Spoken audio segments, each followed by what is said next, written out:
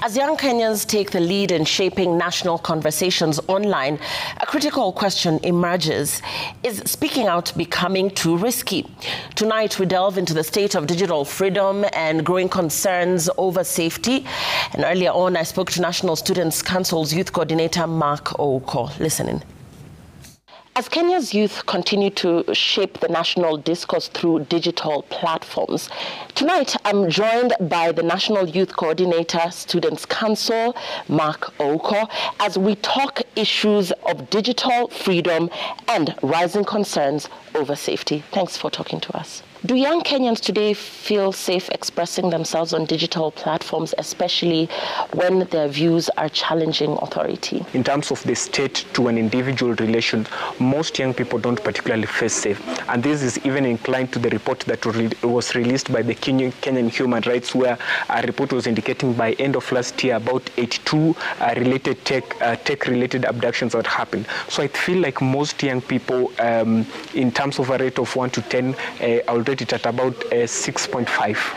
As the coordinator of the National Youth Council, have you received any concerns or reports from students on harassment, surveillance, intimidation over statements they've made or over issues they've raised on their digital platforms? We have received as the National Students' Council that 90% of students from tertiary institutions do report this. And from this 90%, there are 39% who have been called out, and this form of intimidation is not, sometimes when you think about intimidation, we think of it in terms of the state.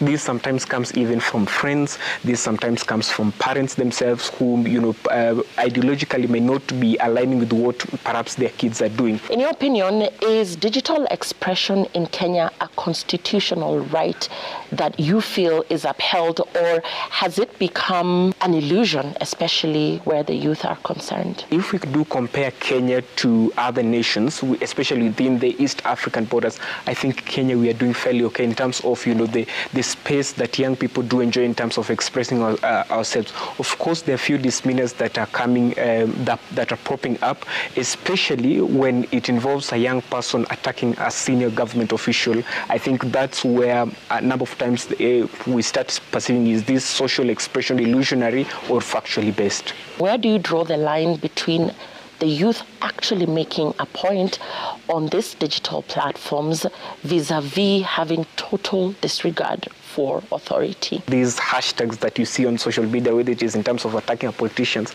they don't emerge by themselves. Of course, there is some sense of mobilization that goes on around, and when that form of mobilization gives up, props out, we might be perceived to be having total disregard, but it is just in the political sense. When we are saying in terms of morality, like for example what we saw the other day of somebody being shot, I think fundamentally we all agree that is wrong. So if something is fundamentally wrong, I don't think it is a total autocration by the youth movement. What role do you think the government or digital regulators should play in protecting the youth as regards their expressions on digital platforms, as opposed to suppressing them? There is the technocratic ways that they can do, say from the Communications Authority holding digital seminars or digital forums that will, educate on how then we create a much safer space.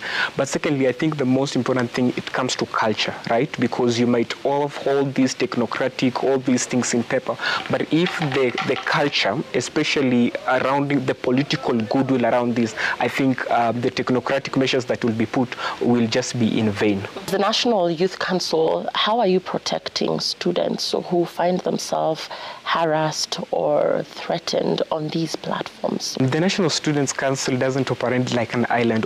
We are in partnerships with so many activist groups and also with the government itself, because they remember in terms of implementation, in terms of protection. So we work so actively, especially with the State Department of Basic Education.